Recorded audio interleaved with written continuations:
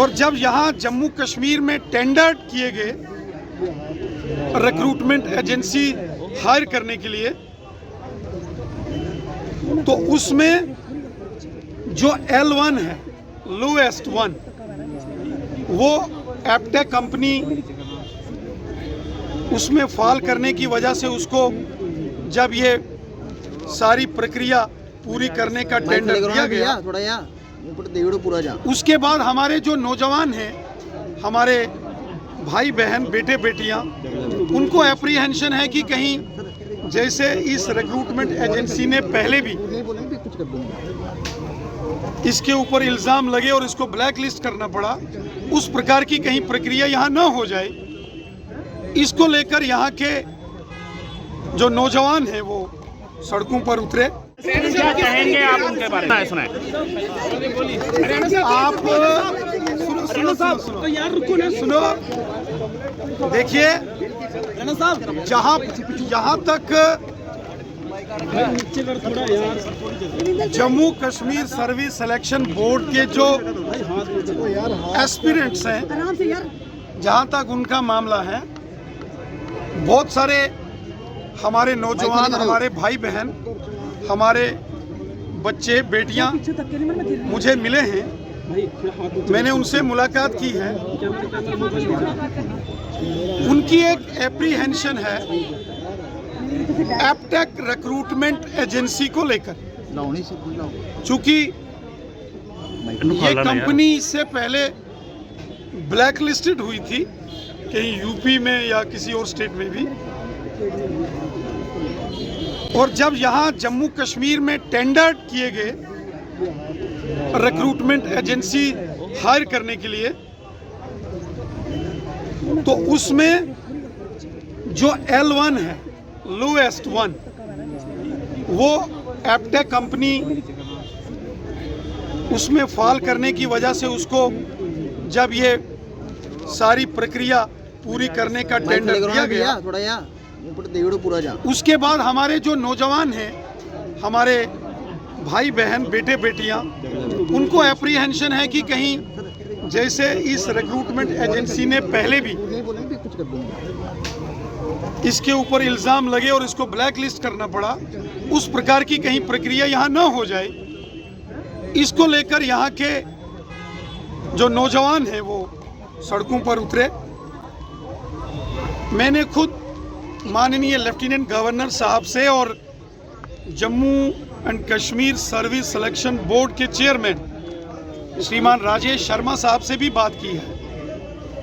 मुझे जो हमारे नौजवानों की चिंता है, उनका जो कंसर्न है, मैं उसको भली भांति समझता हूं। आज खुद लेफ्टिनेंट गवर्नर साहब ने ये कहा है कि चूंकि बहुत सारे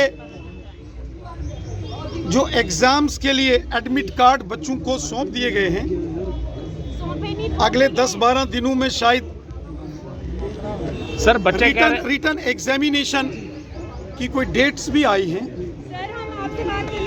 और शायद अगर इस प्रक्रिया को रोका गया तो ये 3-4 महीने के लिए रिक्रूटमेंट कहीं रुक ना जाए, ये लेफ्टिनेंट गवर्नर साहब ने बोला है।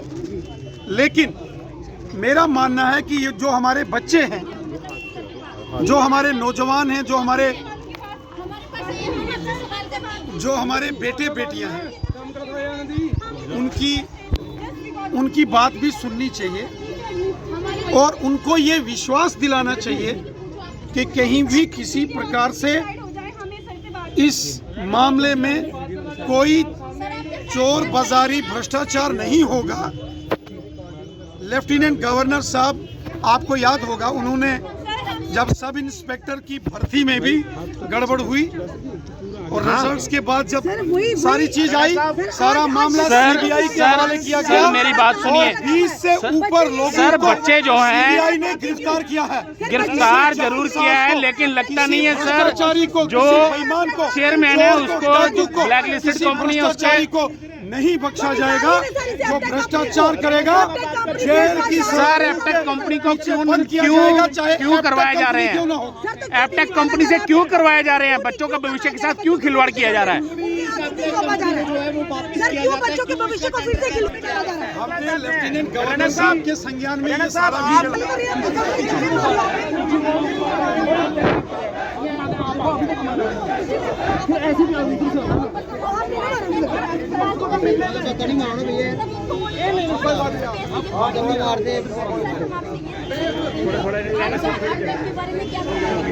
आप चलो आगे।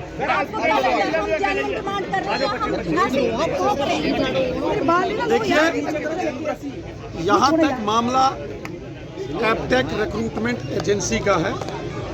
आपको याद होगा जब एक लीगल प्रोसीजर के बाद, चूंकि टेंडर्स मांगे गए थे अलग अलग रिक्रूटमेंट एजेंसीज के, और जिसका लोएस्ट वन आया है उसको टेंडर दिया जाता है, ऐसा कॉन्स्टिट्यूशनल प्रोविजन है। और जब ये रिक्रूटमेंट्स के लिए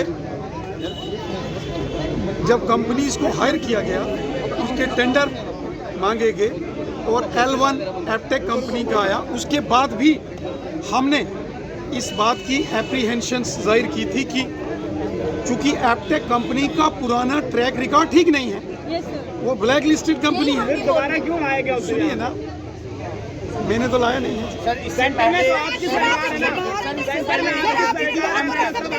आप सुनेंगे, सुनिए ना, मेरी बात सुनिए। आप मेरी बात सुनिए। जब रिक्रूटमेंट के लिए टेंडर फ्लोट किए गए, बहुत सारी एजेंसीज ने अप्लाई किया। जैसे किसी डिपार्टमेंट में टेंडर्स निकलते हैं तो 20-30 लोग टेंडर भरते हैं। सुनिए, हाँ, उसमें ये प्रोविजन होना चाहिए। लेकिन मैं इसके पक्ष में नहीं हूँ, मैं आपके साथ सहमति रखता हूँ। ठीक है सर, मैं बस एक सवाल पूछना चाहती हूँ आखिरी, वो ये कि मानिए एपटेक को जैसे भी उन्होंने क्वालिफाई किया तो कर दिया ना, अब अगर उसके आगे कारनामे आ रहे हैं, जैसे कि फब का महीना रिसेंट है उसमें हुआ, जैन का हुआ, तो अब इस पर क्या डिसाइड करती है सरकार, क्या करती है? मैंने माननीय लेफ्टिनेंट गवर्नर साहब से और Jammu Kashmir service selection board के जो चेयरमैन हैं श्री राजेश शर्मा साहब, मैंने उनसे बात की है। उन्होंने क्या जवाब दिया? मैंने उनको कहा है कि जो हमारे नौजवान हैं, हमारे जो भाई बहन हैं, बच्चे हैं, जो जिनके दिल में ये एप्रीहेंशन है इस रिक्रूटमेंट एजेंसी को लेकर, उनकी एप्रीहेंशंस दूर करनी चाहिए। जवाब क्या मिला?